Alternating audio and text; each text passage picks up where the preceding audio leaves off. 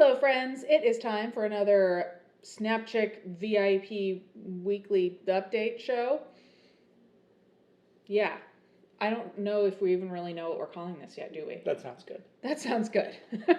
So, Raymond and I are here, obviously, to chat with you guys about what's been going on this week. The first thing we wanted to talk about was how things went last week.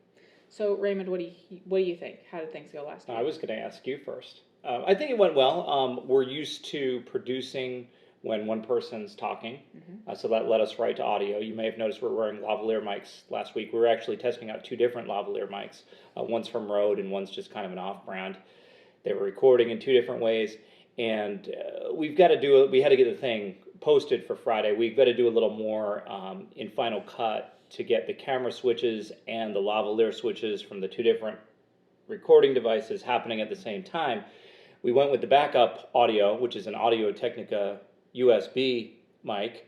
This week, again, we got too many projects this week. We're going to be out of time to do the audio switching. So as a backup to the Audio-Technica, just because we're running a Zoom H4n on its own with its own mics, and then also on the wide shot, the Rebel T4i is a Rode video mic. And so when you sit down in Final Cut, you're the Final Cut expert. When you sit down in Final Cut, you'll have 3 full-length audio tracks that are covering the whole field here. So you won't need to do any audio switching. You'll be able to deal with one audio track and look at the camera switching. But hopefully next time we're here, now you're going to be traveling, but hopefully next time that we're here, you'll be doing 2 on location. Maybe I'll make an appearance. And but after that, we'll be back in your new room, your renovated room, and we'll be able to do the good audio. So this is still temporary. Yeah, I've talked to you guys plenty of times about how I am not Video Chick. I am SnapChick. So I have had to become, I'm definitely not going to say expert, but I've had to become proficient, at least minimally proficient, at Final Cut Pro and different audio options and video options. However, it definitely isn't my favorite thing in the world to do, editing a video that has 3 cameras and 3 or 2 different sources of audio. So definitely I am really looking forward to kind of pinning it down to where it's simple for me to not spend too much time here in Final Cut Pro.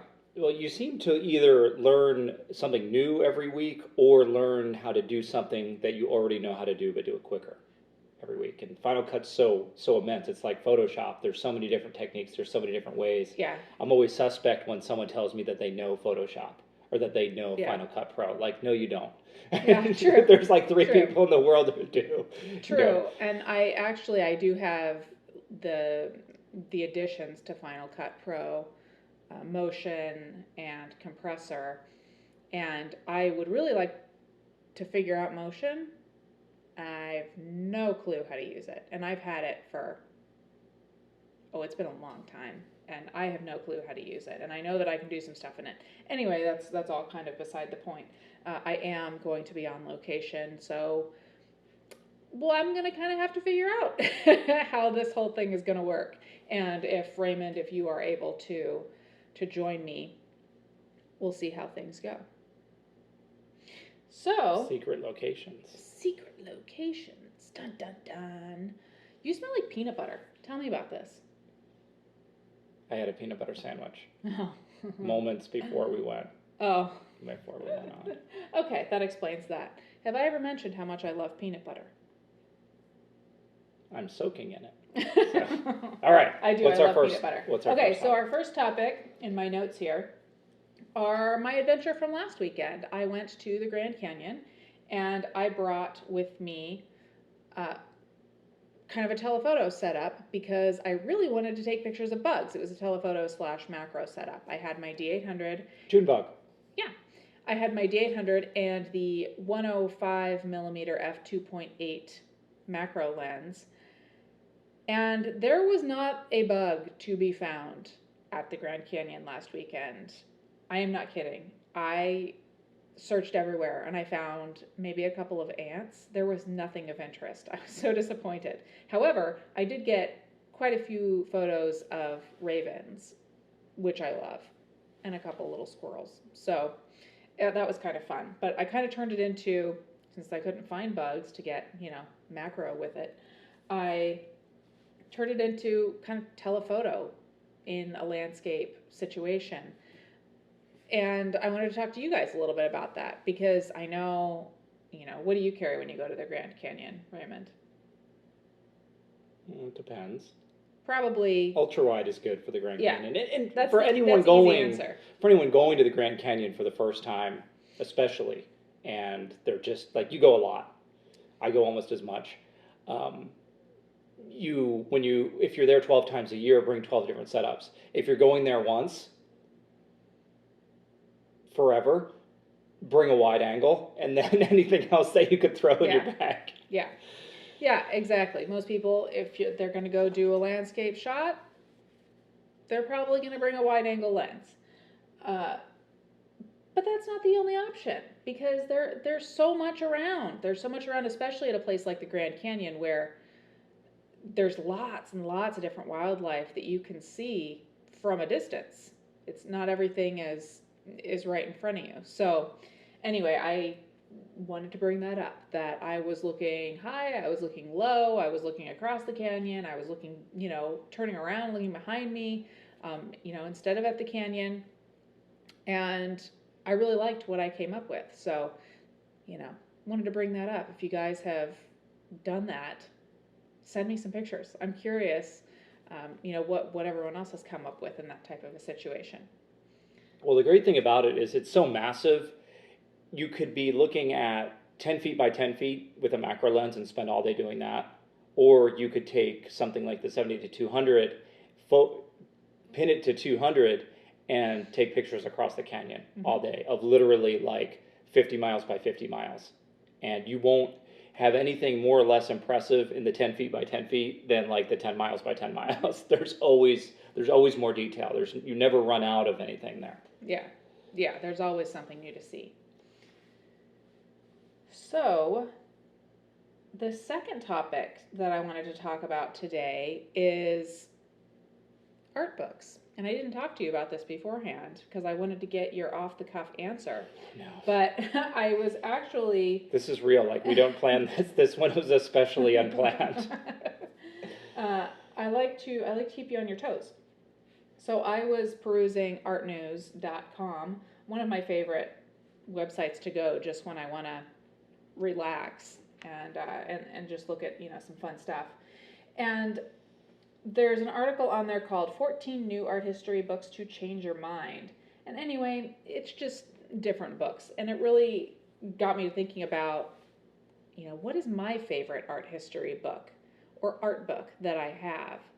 And I'm curious, Raymond, what kind of an art book collection you have and if you have any favorites.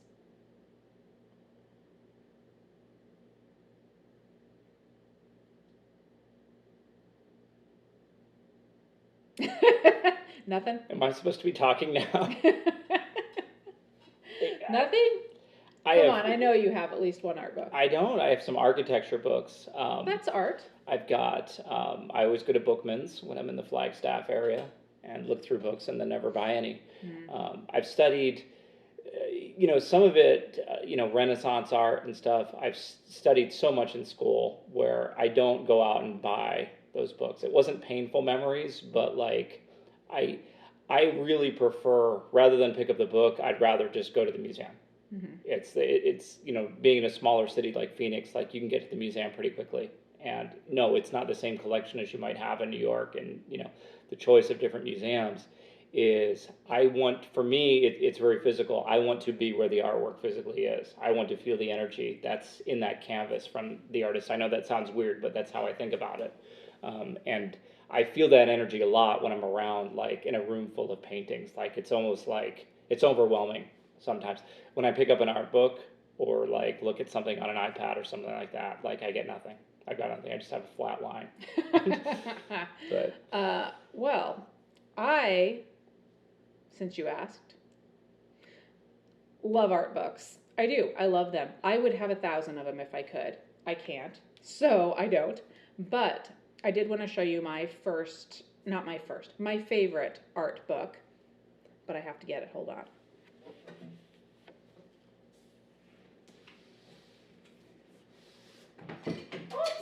Oh, oh, that was a gift. Nothing. I'll show that to you guys later. Okay. Is it okay? It's okay. Okay. It's okay. It survived. Okay. It's a little dusty.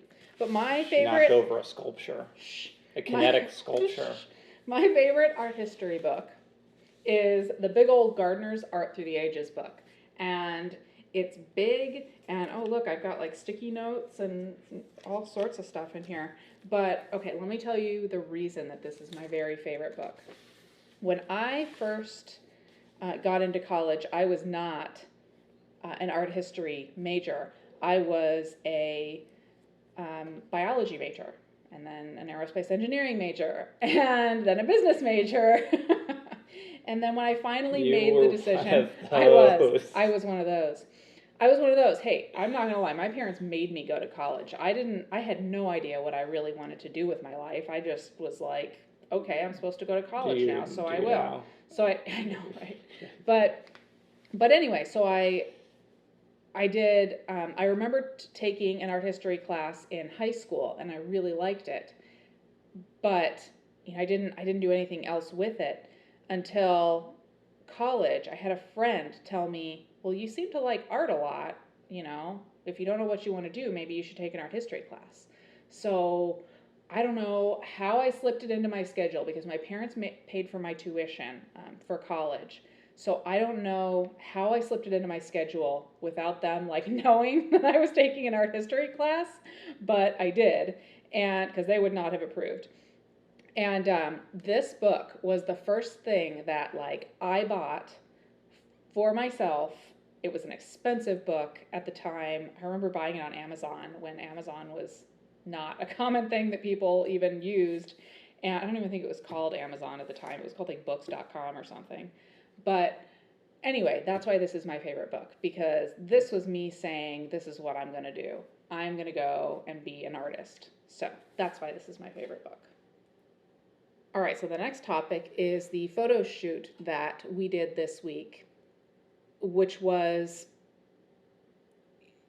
making your own studio portraits without necessarily having a permanent studio or even necessarily having all of the things that you would typically think of when you think of having a studio. Which is perfect because all you have right now is a gigantic mess. You have to like include a picture so people can understand the magnitude. This is embarrassing. I can't. Disaster. I can't. It is embarrassing. There is still a bathtub in my living room. I keep expecting like a rowboat with like 3 mice in it to go by or something like that, like just passing through.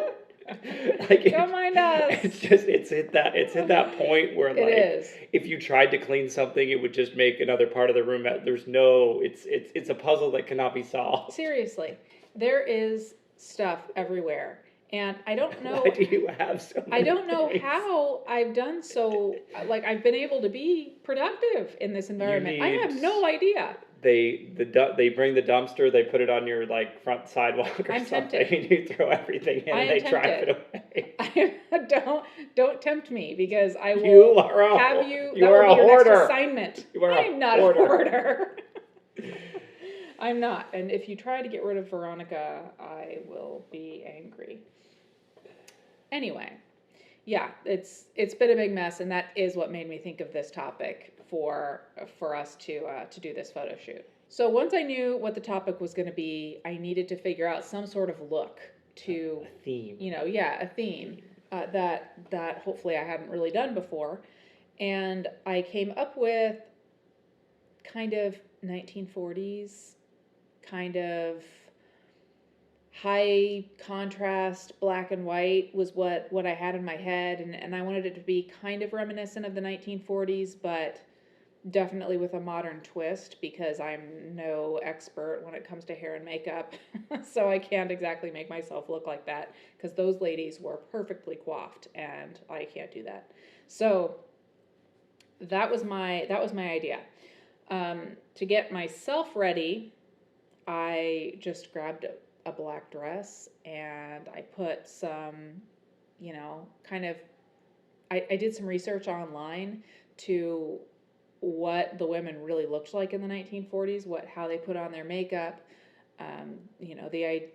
what the ideal look was, and then I tried to kind of do it on myself and kind of tried to get my hair to kind of look like that. It didn't totally work out, but that's okay. It ended up being a slightly different look than I think I've really ever done before, so I really liked it. But then in the studio, Raymond obviously helped me out, and I gathered, everything together that I thought I would need, and kind of let you go with the camera. I did show him photos of kind of my inspirational shots, kind of the look that I was going for.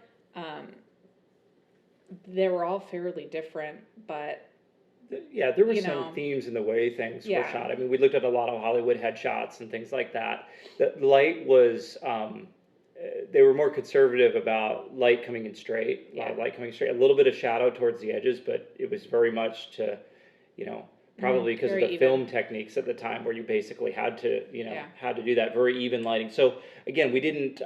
It was also very, women were very angelic, very porcelain, and that type of lighting lends itself. Yeah, and we didn't put a stocking over the lens or anything like that. So they have a harder edge, and we do have the light coming in from some odd angles compared to what they've done. A little more fill than we use, in some of the shoots that we've done. But overall, it's very fair to say that the shots were inspired by the 1940s and 50s Hollywood look. Mm-hmm. We watched Dial M for Murder, to some Hitchcock to study, the movements and different dresses and mannerisms and things like that. And sometimes you have to take a break.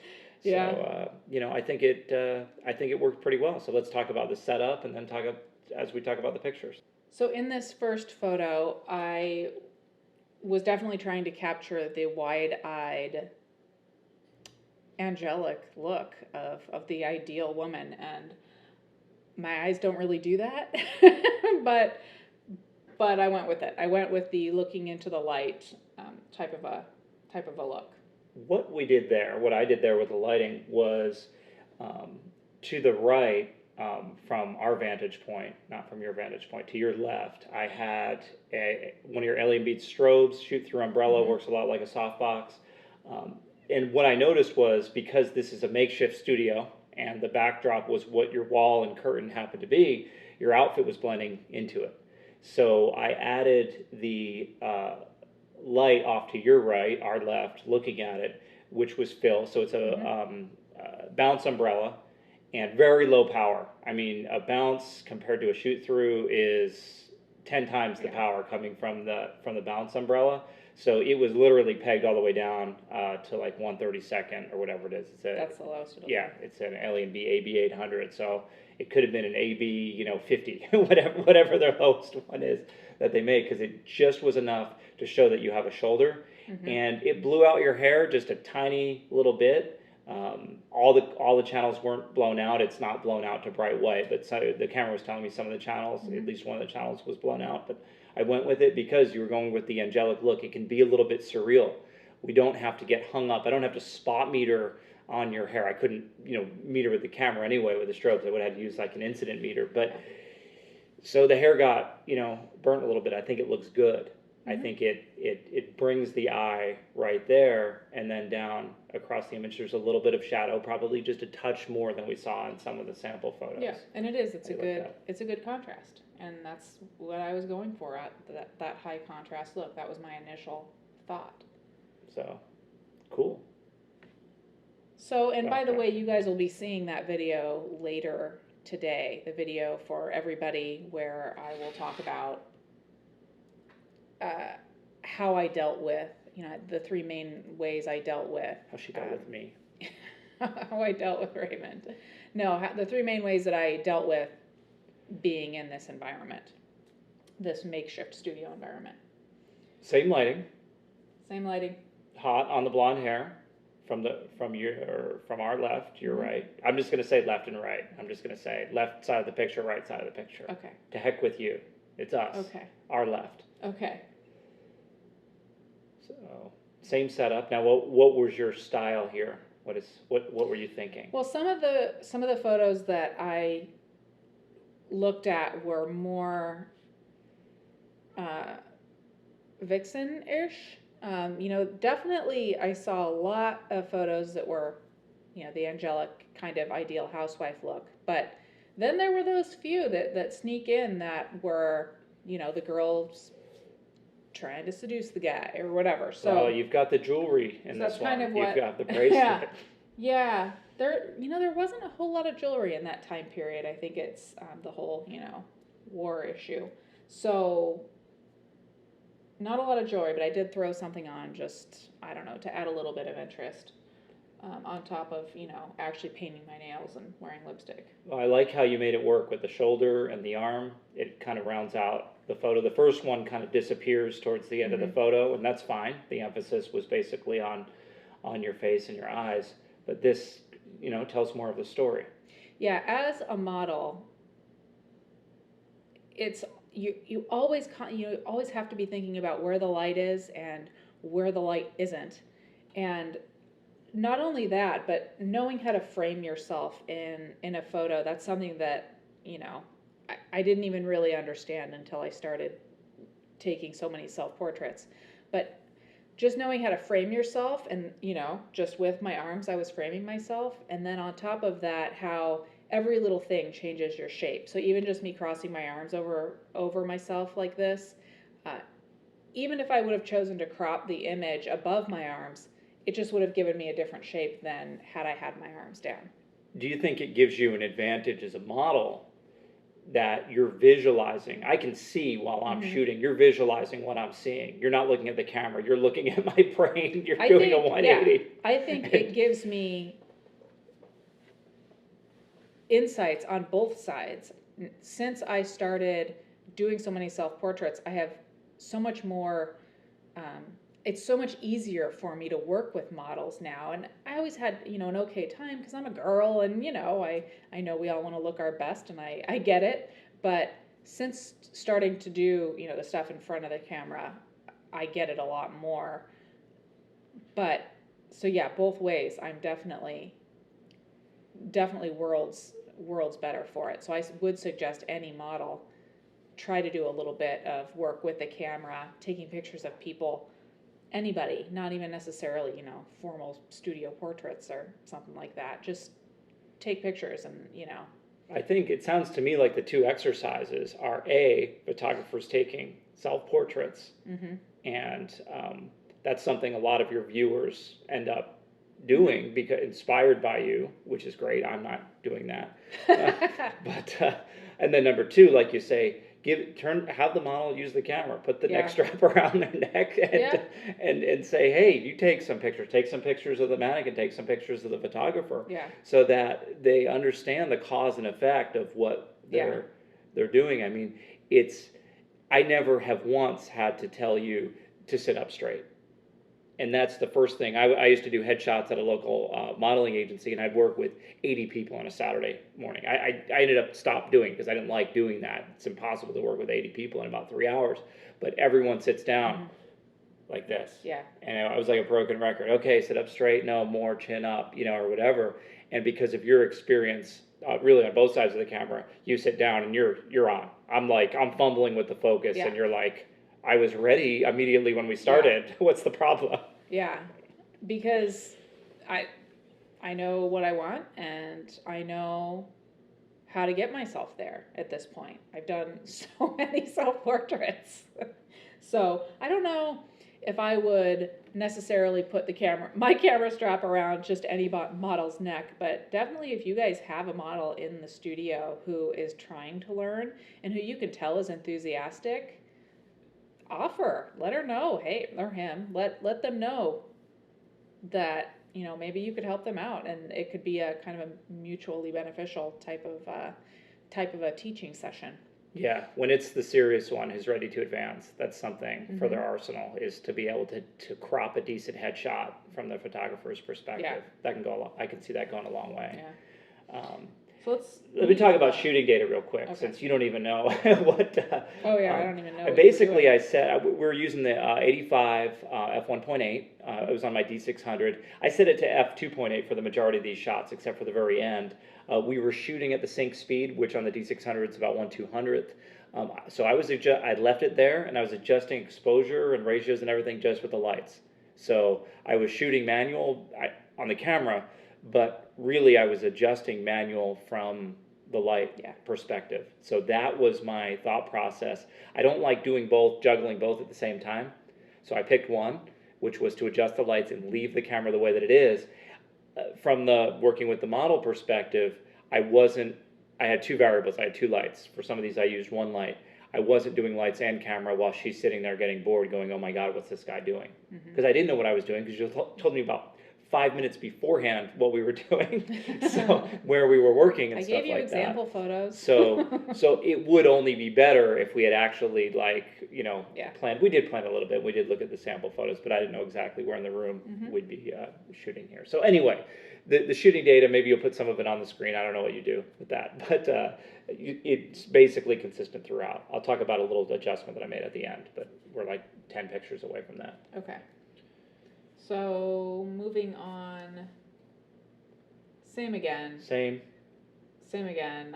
different pose. Just trying to frame Clutching myself your pearls. differently. Yeah. Your pearls are missing. Oh talked- no, yeah. who stole my pearls? The war. There's We've a talked war about and I it. have no pearls.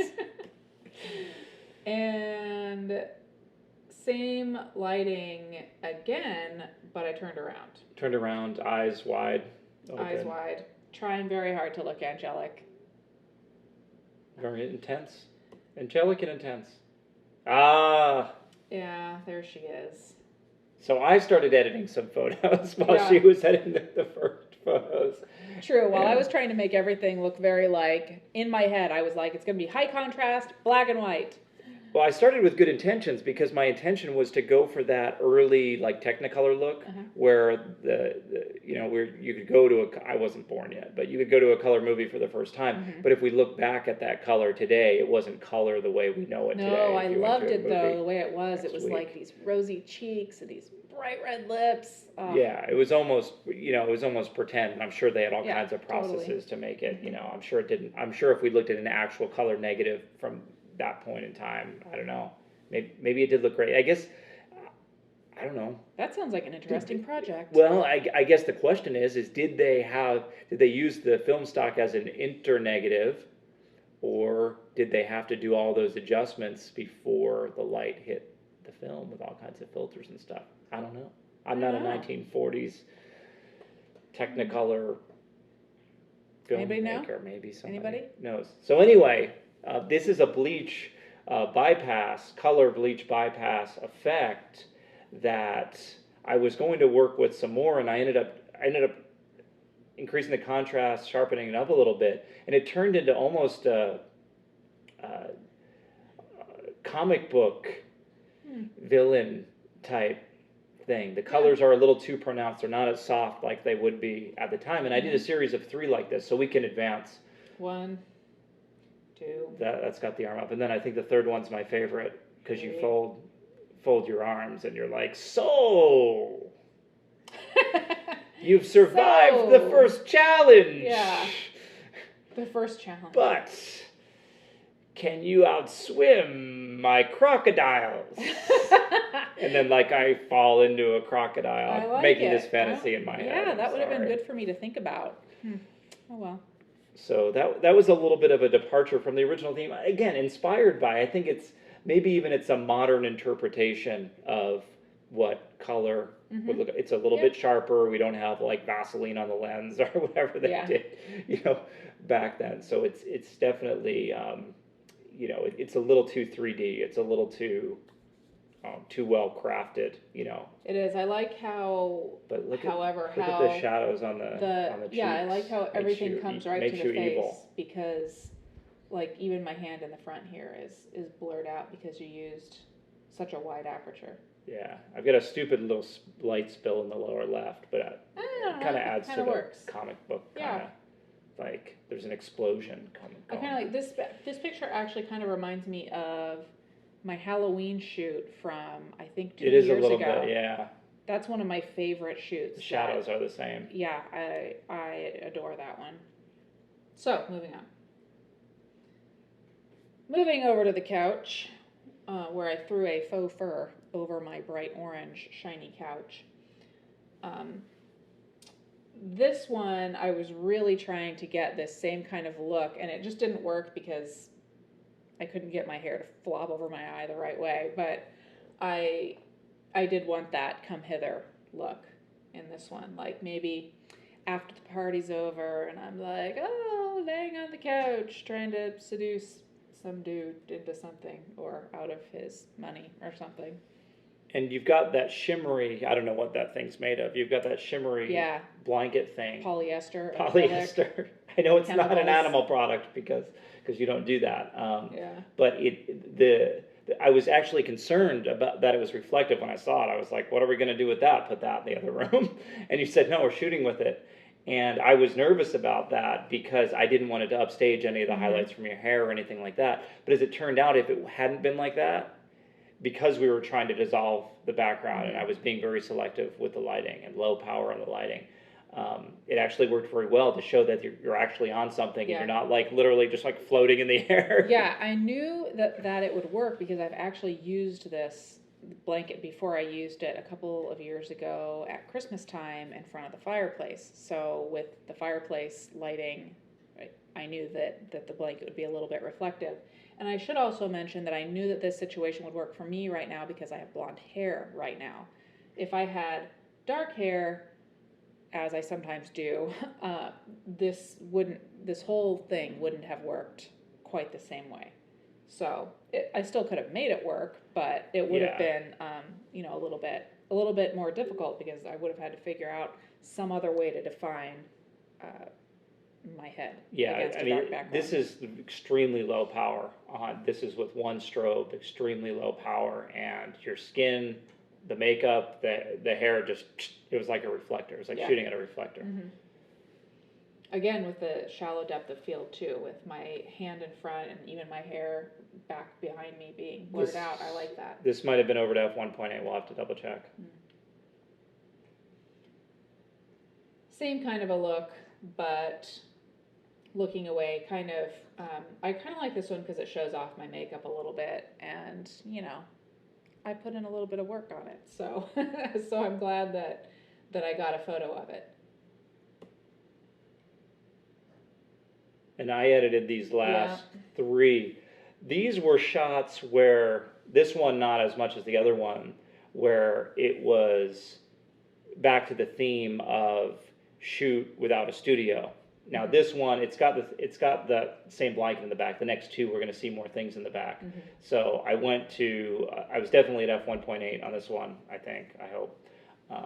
And it was kind of a flat image. It was kind of flat from a composition perspective. I almost threw it away.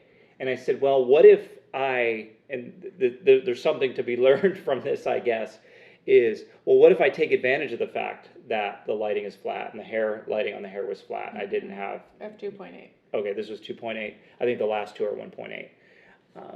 So, okay, I don't have shadow here. So when I was editing it, I said, well, I'm not going to make shadow. I'm not going to make it into something that it's not. Why don't I embrace what it is? And it almost came out like a Polaroid. Mm-hmm. I think I used like a cold cream filter or something like that, and not cold cream, or maybe a what's that site that you turned me on to? Plug-in Planet. Preset Pond. .org? Well, I'm starting Plug-in Planet now. Preset Pond. Google it. Preset Pond, and it was just this flat black and white look. I've never used it before. I've never had it come out any good before. And on this one, I said, well, that's kind of where the image was going anyway, so why not continue on with it? And it is. It's like a party snapshot, Yeah, I like this look where it's a lower contrast black and white, but I know that it is not a crowd pleaser. It's not. Every time I post a photo like this, I No, get lots you of, get like 4 lights. I get lots of like, ew, there's not enough contrast. And then you post like just a regular like high contrast snapshot and everybody loves it. So, it's not about what everybody loves, it's what you like. Yeah. But I like this one because I did have defined makeup, so that helps when you have a low contrast. And it does, and we're straight into your eyes, we're straight into the facial features of the image, and that's okay. Not everyone has to be like the neck, hang in a museum. Yeah. And moving along to the next one, which is very after party looking. We were saying this is very chic. Is that right? Is that the right use of the term chic? I don't know. I don't know what you mean. Well, I feel like it's chic. Oh, okay. Like cool. Like I'm sitting here thinking. Are you thinking like Andy Warhol after party? Yeah, that kind of thing, where you were sitting by yourself, something like that. You're thinking about your art, and everyone's like doing drugs around you. There's something going on in the background, and you're like, I do not hang around with that stuff, Raymond. Leave me alone. I'm unhappy. And the highlights are burnt on your face, and I almost threw it away. And I said, I'm going to embrace that because there is lots of things going on around you. I can tell because there's stuff in the background, and you're kind of like are looking up. You're almost like you're surprised, and that's, to me, that's as the eye would see it in that kind of situation. There's a lot of hustle and bustle around. You're not well lit. Yeah. There's some stage light that's pointing the wrong way, or something. So love it. But moving along. Last one. Same thing. You can see my piles of garbage behind me, but you don't really know that it's piles of garbage. One, because they're blurred out, but also because it was made black and white, so you can't tell what's what. Yeah, so if some, 1950s actor are coming up to talk to you, they're not going to see what's in the background. They're looking at you. They're saying, SnapChick, how was your shoot today? And again, the lighting is imperfect. But what it does to your left eye is cool because it becomes the only part that's really not blown out in that area of the picture. And then the other side of your face is in a shadow. As you might see behind stage or at a party or something like that. So and I should mention actually why I was in this position. Yeah, why were you in this position? I had gotten, for this one and the last photo that was up, I had gotten up off of the couch, gone around back and kneeled down behind the couch and leaned up on it, because that was kind of a common technique, and it still is in a lot of different settings, but it was a common technique back then to have someone be leaning, in their shot. So that's what I was going for with that. You just couldn't see it because it was cropped out. It's good. It's subtle. The one finger up on your cheek, like you're a little bored, like maybe you're tapping it. I'm so glad you said that because I was actually thinking about that. I was you're like, I'm bored. Finish this photo. No. I was thinking I painted these nails and they are going to end up in one of these photos. And then we get, because the front side of your hair is in the shadow, we get nice definition and detail on your hair while still getting that surreal look on the other side. So again, the split lighting like that, some people look at that and go, oh my God, it's overexposed, or oh, there's too much shadow. But that's how people appear in the real world. Yeah. So if we had thought about it and looked really close, scrutinized it the way we are now, maybe we would have moved the lights around a little bit, maybe not. But again, it comes back to it comes back down to what I was talking about in the beginning was, like adjusting the lights and not the camera. Well, we have a good pose, we have a good image. Do we want to move to the next one? In this case, we wrap the shoot, but do we want to move to the next one? Do we want to wrap the shoot? Are we out of energy? Or do I want to keep just, effing around and not taking advantage of the fact that we actually have a solid image? Is it a perfect image? No. Is there a perfect image? Would we have come to a perfect image? No. History for me says I would have taken 10 more and then still gone back to this one. Yeah. So. Yeah, for sure. Because even knowing as a photographer and wannabe model, even knowing that there's kind of that line where you can keep trying, you can keep trying, you can keep trying to get that shot, but there's going to be a point where you just lose the energy. And for the model, even knowing that is coming, and that can happen, and that sometimes you just need to push through, I know my limits, and I wasn't going to be able to just keep, trying to be the innocent seductress or whatever my character was in that particular shot. Our secret weapon to this kind of luck, Is coffee. we luck into these shots. We did not plan this shoot. I didn't know until 5 minutes beforehand where exactly in this mess we were shooting, but we communicate. And so much of it comes down to that, where I was making an adjustment to the lights. You knew what I was doing, and you were adjusting to that position. You're not going to get that with every model. Yeah. That's why we have these conversations. That's what we talk about, so that people can take that away. So let's put the elements together. We had a decent camera with the D600. We have great lighting with the Alien Bs. We're shooting with the 85 millimeter, which is a great lens for portraits. We've got the flexibility to open up to f1.8, like I'm sure we did in this shot.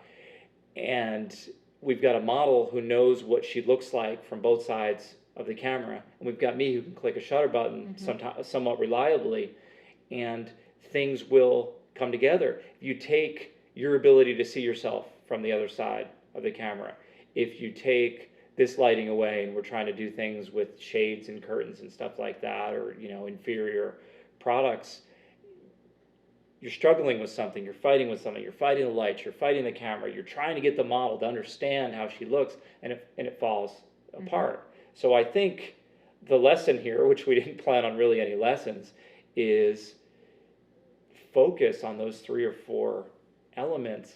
Don't micromanage getting to a shot like this. Yeah, exactly. It will happen if you know how to communicate with the model. Yeah. If you help give her some perspective of how she looks on the other side of the camera. If you're using at least decent equipment, even if it's entry-level equipment, that's fine.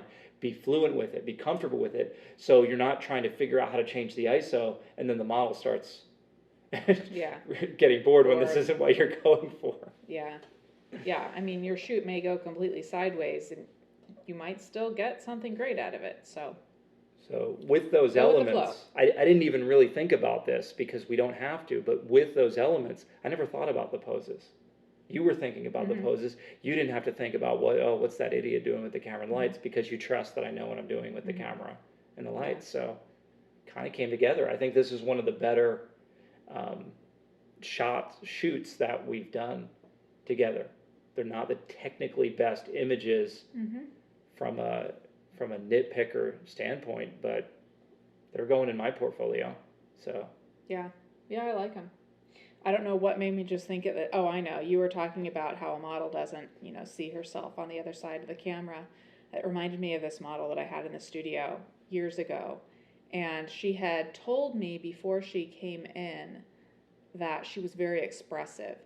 And in her headshot that she sent to me, she said, "Oh, I don't have the greatest facial expression in this photo, but I am very expressive with my face. So, just so you know." And I was thinking, that's awesome, because I love that, This girl came into the studio, and this is what I got. Not in a good way either. In every single photo. No. I'm not kidding. I said, okay, look like you're happy that you just got flowers. I don't know what I said. I didn't say look like you're happy because you got flowers, but look excited, look mad. And I was trying to give her a backstory to even pull something out of her, and it was this.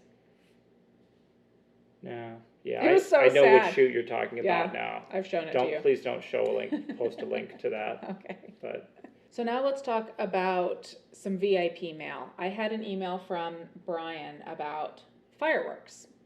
Brian is a lifetime member. The fireworks that he was asking about was, what do I do? What do I do to get good fireworks shots? So I said, I like to do long exposures, set the camera up, kind of get the whole field in, the whole sky in, and set that long exposure and kind of let it go for a while and see what comes of it.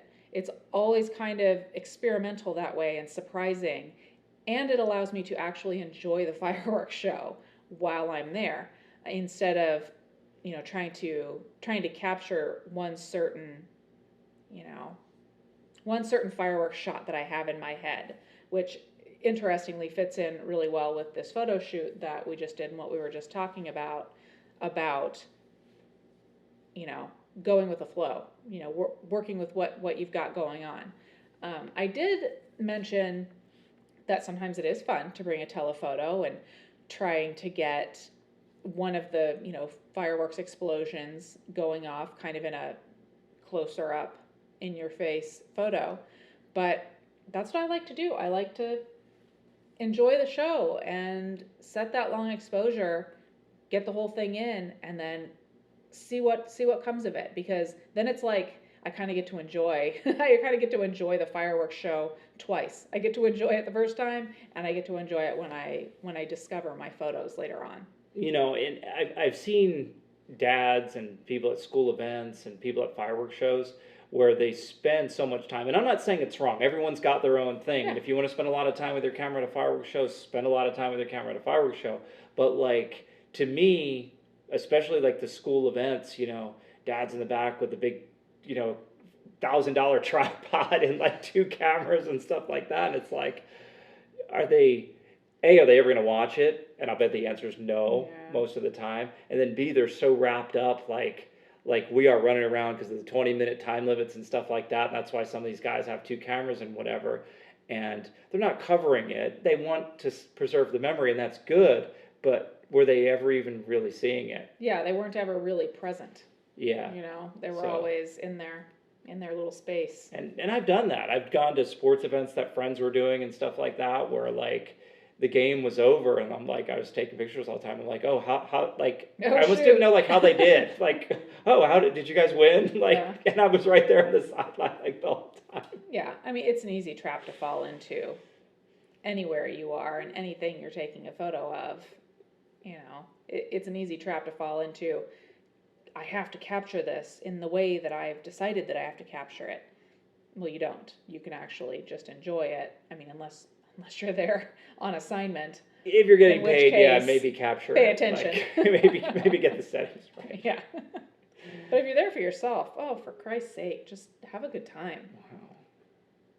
You went a little crazy right there. Oh, no, I did, didn't I? That's one of my hot buttons, when people don't enjoy what it is that they're taking the photo of. I mean, I get, we like taking pictures. Brian just wants fireworks. My cats are driving me crazy. Brian just wants fireworks advice, and all of a sudden you're like swearing. I know.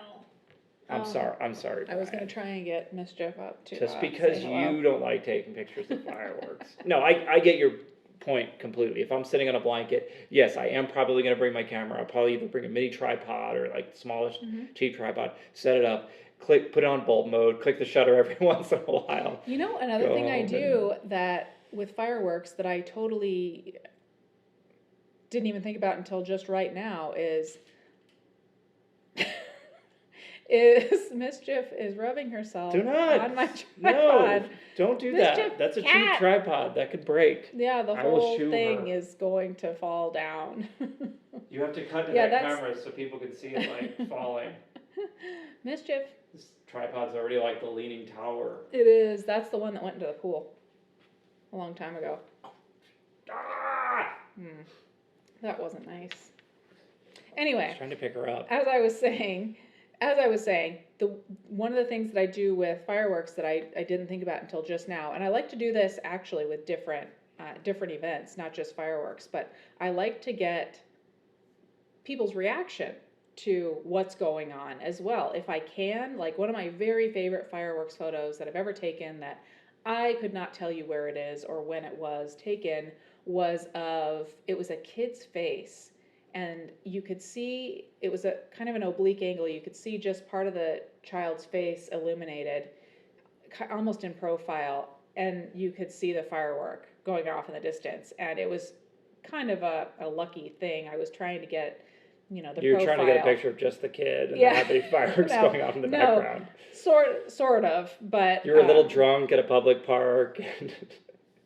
I was not a little drunk at a public park. I was a You were- lot drunk at a public. See, No, I'm kidding. I knew. I'm kidding. But anyway, that's another thing that I do with fireworks that I didn't even think about until just now. Is that I've always Yeah, tried the to people, recreate the that. reactions, Yeah. you know, people sitting on blankets bring the ultra wide. Yeah. You know, so the fireworks aren't huge. Yeah, but, you and know, it always provides you a whole different lighting situation with the fireworks. the lighting's changing from second Yeah. to second, basically. And it's neat. So Brian, do what you feel. Do what you feel like. Do whatever you want. Do whatever you want. Don't listen to me. All right. I think that's all we have this week. Do you have anything else that you'd like to bring up with the group? Nope, that's it. No? I went on my All little thing on how we make luck in photo shoots. Yes. You make your own luck, ladies and gentlemen. You heard it here first. How to get lucky. You heard it here first. How to get lucky by Raymond. It's a very short video. There's not a lot of content. Okay. That's enough. Talk to you guys next week.